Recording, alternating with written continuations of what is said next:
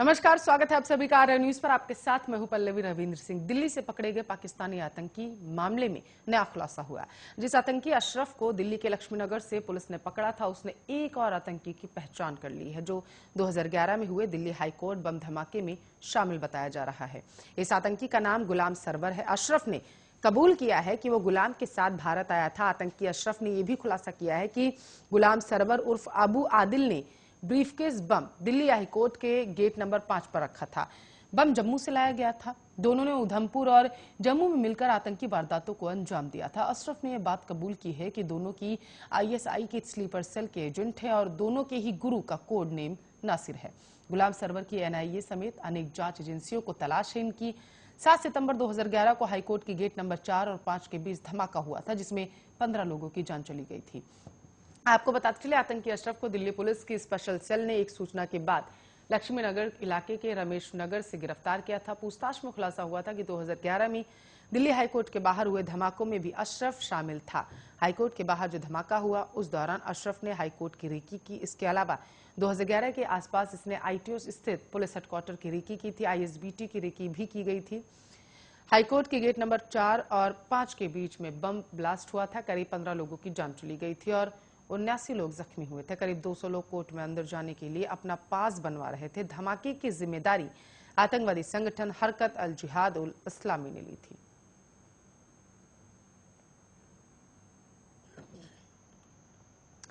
Cruise से drugs जब्त होने के मामले में एनसीबी के गवाह केपी गोस्वामी के खिलाफ 2018 के धोखाधड़ी के एक मामले में पुणे पुलिस ने लुकआउट सर्कुलर जारी कर दिया है। लुकआउट सर्कुलर ऐसा नोटिस होता है जो लोगों को देश छोड़ने से रोकता है। पुणे के पुलिस आयुक्त अमिताभ गुप्ता ने बुधवार को कहा, हमने केपी गोसावी के खिलाफ लुकआउट सर्कुलर जारी कर दिया है, जो फर्जखाना थाने में दर्ज 2018 के धोखाधड़ी के मामले में फरार था। केपी गोसावी वही शख्स है जिसका सेल्फी आर्यन खान की गिरफ्तारी के बाद सोशल मीडिया पर वायरल हुआ। बाद में एनसीबी से सफाई देते हुए कहा था कि वो हमारे विभाग का अधिकारी नहीं। केपी गोसावी को लेकर एनसीपी नेता नवाब मलिक ने भी एनसीबी पर आरोप लगाए। क्रूज पोत से मादक पदार्थों की कथित बरामदगी के मामले में गोसावी 9 स्वतंत्र गवाहों में से एक है। इस मामले में शाहरुख खान के बेटे आर्यन खान को भी गिरफ्तार किया गया था। पुलिस के अनुसार गोसावी के खिलाफ मलेशिया में नौकरी दिलाने का झांसा देकर एक व्यक्ति को ठगने का गंभीर आरोप। मामला दर्ज कर लिया गया है। पिछले 7 दिनों से मुंबई के आर्थर रोड जेल में बंद आर्यन खान पर आरोपों का शिकंजा लगातार कसता जा रहा। क्रूज ड्रग्स केस में जेल में बंद आर्यन खान की जमानत पर आज फैसला आ सकता है। बुधवार को उनकी जमानत पर लंबी बहस हुई। कोर्ट में आर्यन खान, अरबाज मर्चेंट और मुनमुन धामीचा के वकीलों ने पूरा जोर लगाया कि उन्हें जमानत मिल जाए, लेकिन समय ज्यादा हो जाने की वजह से आज के लिए सुनवाई टाल दी गई।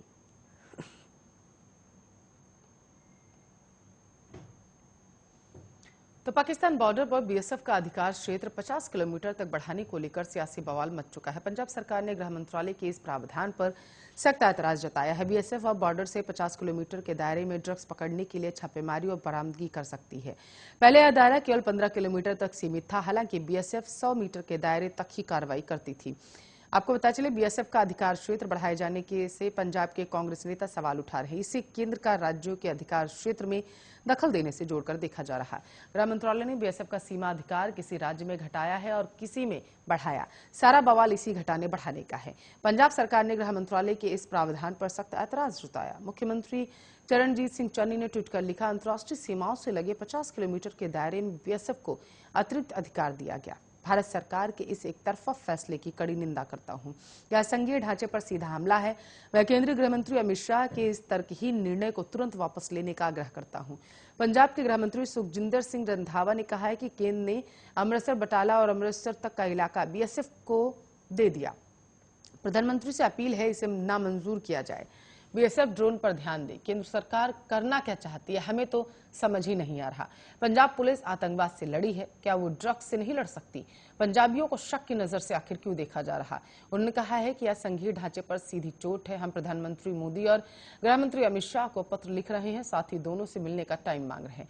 बॉर्डर को सील करो। नो मैन लैंड पर बीएसएफ को कंट्रोल करना है, न कि पंजाब पुलिस की जद में आकर जांच करना।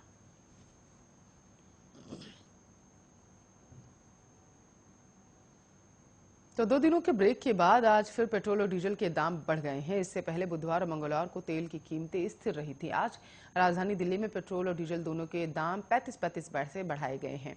दाम बढ़ने के बाद दिल्ली में आज पेट्रोल 104 रुपये 79 पैसे प्रति लीटर, जबकि डीजल 93 रुपये 54 पैसे प्रति लीटर। मुंबई में पेट्रोल की कीमत 110 रुपये पहुंच गई है और वहीं डीजल की कीमत 101 रुपये 40 पैसे प्रति लीटर। अगर पटना की बात करें तो यहाँ पर पेट्रोल 108 रुपये 4 पैसे प्रति लीटर, जबकि डीजल 100 रुपये प्रति लीटर बिक रहा है। कलकत्ता में पेट्रोल का रेट 105 रुपये 43 पैसे प्रति लीटर, वहीं डीजल की कीमत 96 रुपये 63 पैसे प्रति लीटर बिक रहा है। चेन्नई में पेट्रोल 102 रुपये 10 पैसे प्रति लीटर और इसी के साथ साथ डीजल 97 रुपये 93 पैसे प्रति लीटर के हिसाब से बेचा जा रहा है। चंडीगढ़ में पेट्रोल 100 रुपये के पार पहुंच चुका है और वहीं डीजल की कीमत आपको बताते चले 93 रुपये 34 पैसे प्रति लीटर के हिसाब से बेचा जा रहा है। राजनीति की बात करते हैं। यूपी में 2022 के विधानसभा चुनाव से पहले बीजेपी जातीय समीकरणों को साधने में जुटी हुई है। बीजेपी का फोकस अब बीएसएफ का कोर वोट बैंक समझे जाने वाले जाटव बिरादरी पर है। आपको बता चले बीजेपी अब उत्तराखंड की पूर्व राज्यपाल बेबी रानी मौर्य जाटव हैं, ये बताने में जुट गई है। उत्तराखंड की पूर्व राज्यपाल और पार्टी के राष्ट्रीय उपाध्यक्ष बेबी रानी मौर्य आज लखनऊ पहुंची, जहां आवास क्षेत्र के अनुसूचित मोर्चा ने बेबी रानी मौर्य का स्वागत किया। इस कार्यक्रम में अनुसूचित जाति मोर्चा ने एक होर्डिंग पीछे लगाई। इस होर्डिंग में बेबी रानी मौर्य का नाम बेबी रानी मौर्य जाटो लिखा गया। दरअसल 2022 के चुनाव से पहले बीजेपी अब बेबी रानी मौर्य को जाटो लीडर के रूप में पूरे यूपी में ले जाने की तैयारी में।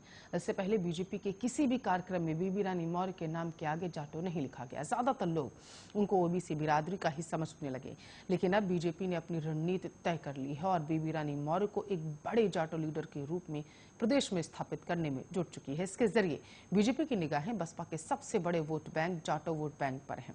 लखनऊ में अपने स्वागत कार्यक्रम में उत्तराखंड की पूर्व राज्यपाल बेबी रानी मौर्य ने कहा है कि पार्टी ने जो छोटा बड़ा काम किया उसे शीर्ष नवा के लिए लिया गया है। जितना आप कार्यकर्ता बनकर काम करेंगे उतना पार्टी आप पर निर्भर रहेगी।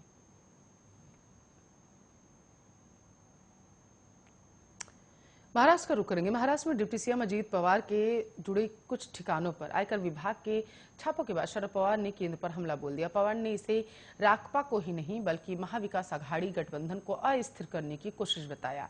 उन्होंने कहा कि विपक्ष को निशाना बनाने के लिए सीबीआई, ईडी और एनसीबी जैसी केंद्रीय एजेंसियों का इस्तेमाल किया जा रहा है। इसके साथ ही उन्होंने दावा किया है कि पिछले 2 साल में राज्य की महाविकास आघाड़ी गठबंधन सरकार को अस्थिर करने के लिए कई नाकाम प्रयास किए गए। राकपा के अध्यक्ष ने कहा है कि केंद्रीय एजेंसियों का इस्तेमाल करके राजनीतिक विरोधियों को बदनाम किया जा रहा है। उन्होंने दावा किया है कि केंद्र सीबीआई, आयकर विभाग, प्रवर्तन निदेशालय, एनसीबी जैसी कुछ संस्थाओं का इस्तेमाल लगातार कर रही है। राजनीतिक उद्देश्यों से इन सभी एजेंसियों का दुरुपयोग किया जा रहा। पवार ने कहा है कि केवल राकपा को ही नहीं बल्कि महाविकास आघाड़ी गठबंधन के अन्य 2 सहयोगी दलों को भी केंद्रीय जांच एजेंसियां निशाना बना रही। उन्होंने कहा है कि अजीत पवार, कांग्रेस के मंत्री अशोक चव्हाण और उनके मंत्रिमंडल सहयोगी शिवसेना के सुभाष देसाई के करीबी लोगों को भी निशाना बना रही। पवार ने आरोप लगाया है कि महाराष्ट्र सरकार को अस्थिर करने के नाकाम प्रयासों के बाद वे राज्य सरकार के मंत्रियों के करीबी लोगों को निशाना बना रही। यह एक रणनीति जान पड़ती है। महाराष्ट्र के पूर्व गृह मंत्री और राकपा नेता अनिल देशमुख के मामले का उल्लेख करते हुए राकपा अध्यक्ष ने कहा है कि मुंबई पुलिस के पूर्व आयुक्त परमवीर सिंह द्वारा उनके खिलाफ आरोप लगाए जाने के बाद देशमुख को पद छोड़ना पड़ा। देशमुख के खिलाफ अनेक आरोपों में केंद्रीय एजेंसियां जांच कर रही। सिंह ने आरोप लगाया है कि देशमुख चाहते थे कि पुलिस अधिकारी मुंबई के बार और होटलों से हर महीने 100 करोड़ रुपए की उगाही करे। पवार ने कहा, आरोप लगाने वाले का अता पता नहीं है। ऐसा कभी नहीं होता कि कोई जिम्मेदार अधिकारी किसी जिम्मेदार मंत्री के खिलाफ आरोप लगाए। लेकिन अनिल देशमुख ने इस्तीफा दे दिया और उनके खिलाफ अनेक आरोप हैं, लेकिन वो लापता। यह अंतर पवार ने पूछा है। उनके घर पर 5वीं बार छापा मारा गया। मुझे समझ नहीं आता कि एजेंसियों को 5वीं बार वहां जाकर आखिर क्या मिला, लेकिन उन्होंने रिकॉर्ड बना जरूर लिया।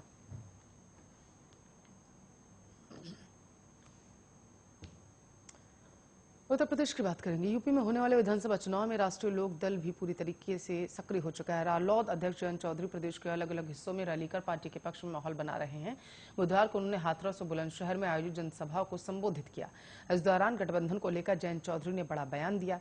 जयंत ने 2 टूक कहा है कि कांग्रेस के साथ रालोद का गठबंधन नहीं है। हालांकि उन्होंने कहा है कि सपा के साथ गठबंधन को लेकर बात चल रही है। इस दौरान उन्होंने बीजेपी सरकार पर हमला भी बोला। जयंत ने कहा है कि सरकार के विरोध में बोलने वालों की आवाज को दबाने के लिए केंद्र सरकार गैर कानूनी गतिविधि अधिनियम के तहत कार्रवाई कर रही। जयंत ने केंद्रीय गृह राज्य मंत्री अजय मिश्र टेनी के खिलाफ कार्रवाई नहीं करने पर भी केंद्र की सरकार को घेर लिया।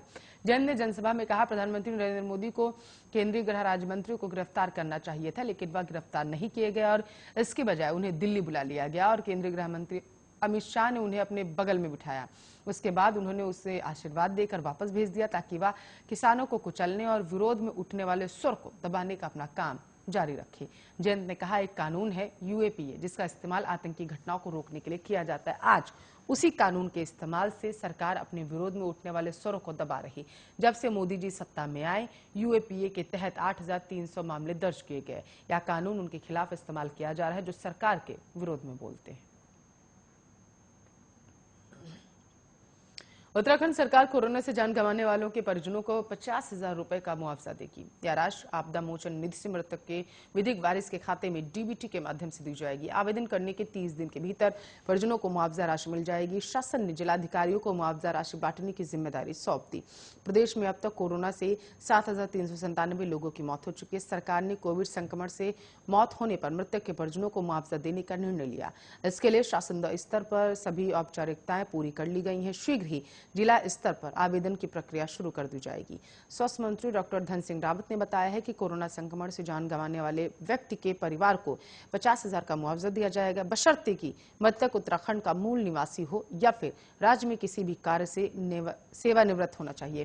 केंद्र सरकार के दिशा निर्देशों के अनुसार राज्य आपदा मोचन निधि के मापदंडों के तहत मृतक के विधिक वारिस को मुआवजा राशि उपलब्ध कराई जाएगी। इसके लिए शासन स्तर पर सभी औपचारिकताएं पूरी कर सभी जिलाधिकारियों को मुआवजा राशि बांटने के निर्देश जारी कर दिए गए।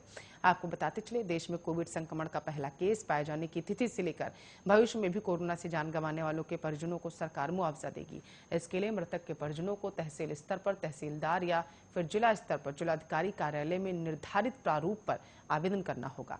मुआवजे के लिए आवेदन फॉर्म तहसील व जिला मुख्यालयों में उपलब्ध रहेगा। मुआवजा राशि पाने के लिए मृतक के परिजनों को स्वास्थ्य विभाग के सक्षम अधिकारी से जारी मृत्यु प्रमाण पत्र जारी किया जाएगा। आवेदन करने के बाद राज्य मोचन निधि से 30 दिन के भीतर डीबीटी के माध्यम से आधार लिंक बैंक खाते में मुआवजे का भुगतान किया जाएगा। प्रदेश सरकार कोविड से जान गंवाने वालों के परिजनों को 50,000 रुपए मुआवजा देगी या धनराशि राज्य आपदा मोचन निधि से दी जाएगी। जिलाधिकारियों को इसकी पुख्ता व्यवस्था करने के निर्देश दिए गए। 30 दिन के भीतर पीड़ित परिवार को मुआवजा दे दिया जाएगा।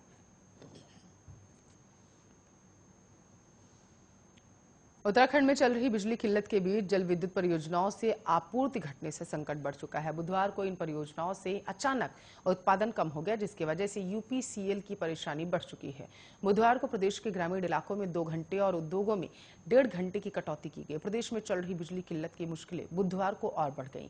यूपीसीएल मानकर चल रहा था कि एक्सचेंज से बिजली खरीदने के बाद अब केवल 17 लाख यूनिट की जरूरत होगी, लेकिन जल विद्युत परियोजनाओं से पूरी आपूर्ति नहीं हुई, जिस वजह से 3 लाख यूनिट की कमी पड़ गई। यूपीसीएल ने बुधवार को सुबह ग्रामीण इलाकों में 1.5 घंटे और उद्योगों में 1.5 घंटे तक की कटौती की। अचानक आपूर्ति कम होने के बाद यूपीसीएल ने शाम को ग्रामीण इलाकों में आधा घंटे की कटौती और की। अब बृहस्पतिवार के लिए यूपीसीएल इंतजाम करने में जुटा हुआ है।